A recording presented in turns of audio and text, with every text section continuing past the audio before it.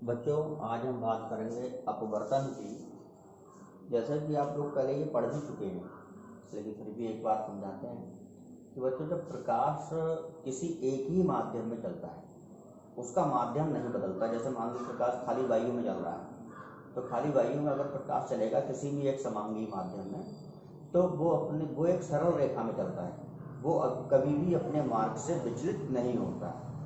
लेकिन जब प्रकाश किसी एक माध्यम से दूसरे माध्यम में प्रवेश करता है, जैसे मान लो वायु से जल में जाए, या जल से कांच में जाए, या कांच से वायु में आए, तब क्या होता है? तब प्रकाश की किरण अपने जिस मार्ग पर चल रही होती है, उस मार्ग पर चलने की बजाय अपने मार्ग से कुछ विचलित हो जाती है, कुछ अपने मार्ग से हट जाएगी। और यह घटना जो होती है उसको कहते हैं प्रकाश का अपवर्तन। बच्चों, उसका कारण क्या रहता है अभी समझाएंगे कि जब प्रकाश की किरण किसी एक माध्यम से दूसरे माध्यम में प्रवेश करती है, तो अपने मार्ग से विचलित हो जाती है। प्रकाश की यह घटना अपवर्तन कहलाती है। इसमें बच्चों है क्या कि जो ये आपतित किरण आई, उसका वास्तविक मार्ग तो ये था, ये जाना था, लेकिन वो अपने मार्ग से ऐसे नीचे की तरफ झुक गई। तो ऐसा जरूरी नहीं है कि हमेशा प्रकाश की किरण नीचे ही झुकेगी। अभी समझाएंगे। मैंने ऊपर विरल लिया है, नीचे सघन माध्यम। अगर प्रकाश की किरण बच्चों सघन माध्यम में आ रही है, विरल से सघन में आती है, तो अविलंब की ओर झुकती है। और इसका उल्टा, जब सघन से विरल में निकलती है, तो जो ये अविलंब होता है उससे दूर की ओर हटती है। और ये तो आपको पहले से ज्ञात है कि आपतित किरण क्या है, अपवर्तित किरण क्या है, अविलंब किसे कहते हैं, ये बताने की जरूरत नहीं है। तो लेकिन है क्या कि जब विरल से सघन में जाती है तो अविलंब की ओर झुकती है, और जब सघन से विरल में जाती है तो अविलंब से दूर हटती है। बच्चों, और ये समझेंगे हम इसका कारण क्या है। तो बच्चों, जो ये अपवर्तन की घटना हम लोग पढ़ते हैं, इस अपवर्तन की घटना पर आधारित अपवर्तन के दो नियम हैं, जिसमें से एक नियम कहलाता है स्नेल का नियम। स्नेल का नियम क्या है कि आपतन कोण की ज्या मतलब साइन आई और साइन आर, इनका अनुपात कांस्टेंट रहता है, जिसे हम कहते हैं माध्यम का अपवर्तनांक एन। लेकिन बच्चों, ये अपवर्तनांक का सही प्रतीक नहीं है।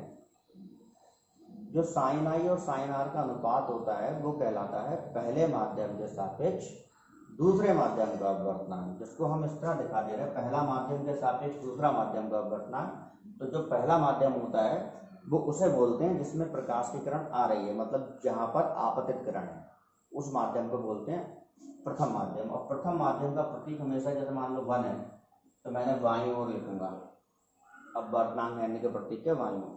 और जो दूसरा माध्यम होता है उसको दाईं ओर। और दूसरा माध्यम किसे कहते हैं? जिसमें अपवर्तित किरण जाती है, उसे हम बोलते हैं दूसरा माध्यम। जैसे मान लो इस तरह घटना है कि मान लो ये वायु है और यहाँ कांच है। अब प्रकाश की किरण वायु से आई, अब कांच के अंदर ही आ गई, मान लो अपवर्तन हुआ।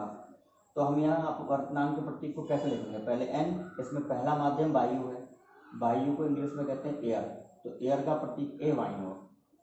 कांच को इंग्लिश में कहते हैं ग्लास, तो दूसरा माध्यम कांच है, इसलिए जी दाईं ओर। तो बाईं ओर पहला माध्यम, दाईं ओर दूसरा माध्यम, तो ये हो गया ए एन जी। और ए एन जी का मतलब हो गया वायु के सापेक्ष, ए मतलब एयर, वायु, वायु के सापेक्ष कांच का अपवर्तनांक। ठीक है।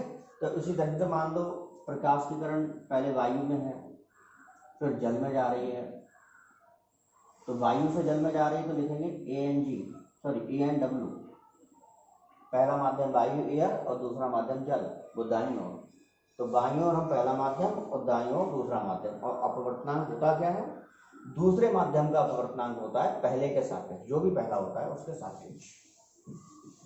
अब यही अपवर्तनांक का जो अनुपात होता है बच्चों, ये साइन आई और साइन आर का अनुपात, जो अपवर्तनांक कांस्टेंट होता है, इसको हम, ये प्रकाश की चालों का अनुपात है। जैसे हम लिख सकते हैं V1 बटे V2, जहाँ V1 होती है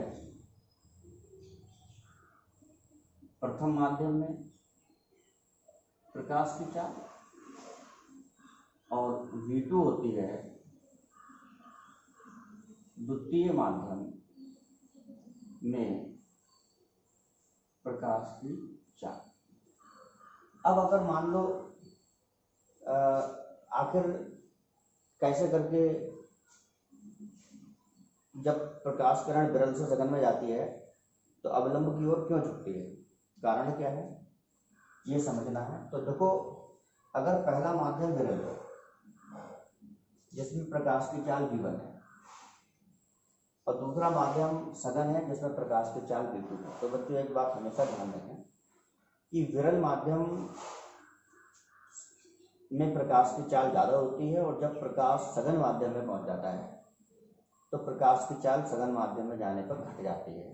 तो अपवर्तन का एक ये भी कारण है जिसको कह सकते हो कि प्रकाश की चालों का बदलाव, कि प्रकाश जब एक माध्यम से दूसरे माध्यम में जाता है तब प्रकाश की चाल में बदलाव होता है, प्रकाश की चाल परिवर्तित हो जाती है और प्रकाश की चाल परिवर्तित होने के कारण ही जो अपवर्तित किरण है वो कभी अवलंब की ओर झुकेगी, कभी अवलंब से दूर हटेगी।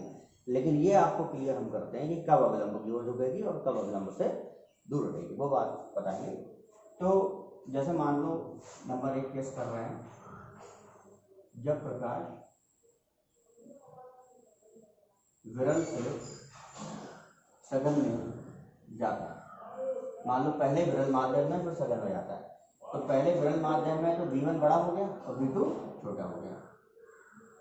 पहले विरल में है तो v1 विरल माध्यम में चाल है और v2 सघन में है, तो v1 बड़ा हो गया, v2 छोटा हो गया। अब ये जो समीकरण है v1 बड़ा है v2 में, इसमें हम v2 से दोनों पक्षों में भाग करते हैं तो लिखेंगे v1 बटे v2 बड़ा है v2 बटे v2, तो जैसे लिख सकते हो आप ऐसे v1 बटे v2 बड़ा होगा x से।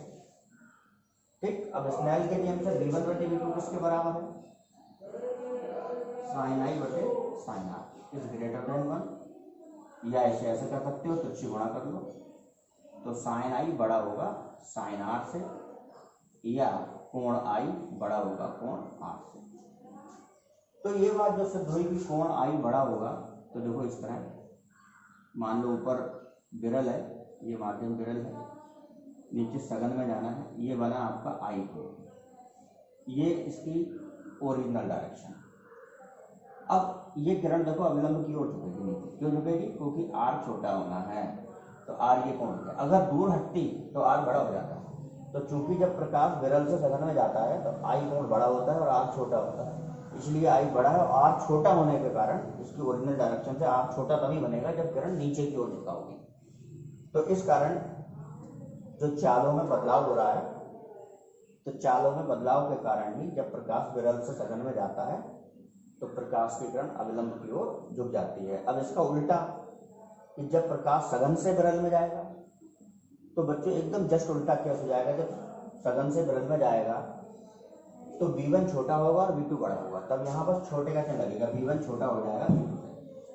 काम यही करोगे, बस बीच में छोटे का चिन्ह से v2 से भाग करोगे तो v1 बटे v2 छोटा होगा v2 बटे v2, तो v1 बटे v2 छोटा हो जाएगा 1 से और v1 बटे v2 छोटा हो जाएगा 1 से, तो साइन आई बटे साइन आर लगाओगे, v1 बटे v2 छोटा होगा 1 से, तो रिजल्ट ये आएगा साइन आई छोटा होगा साइन आर से, आई छोटा होगा आर से, तो आई छोटा होगा आर से, इसका मतलब आर बड़ा होगा, तो उस केस में आर बढ़ाओगे तो यही किरण अविलंब से दूर हटाओगे। तो बच्चों ये कारण रहते हैं जिसमें प्रकाश के चालों में बदलाव का कारण कि विरल माध्यम की तुलना में सघन माध्यम में जाने पर प्रकाश की चाल घट जाती है। इसी कारण प्रकाश जब एक माध्यम से दूसरे माध्यम में जाता है तो अपने मार्ग से विचलित हो जाता है, और विचलित हो जाने का कारण मैंने स्पष्ट कर दिया, लेकिन यह बात स्पष्ट रूप से समझ लो, इसका उल्टा केस बच्चों अपने आप करोगे जब प्रकाश सघन से विरल में जाएगा, इसमें बस बड़े की जगह छोटे का चिन्ह लगाना है।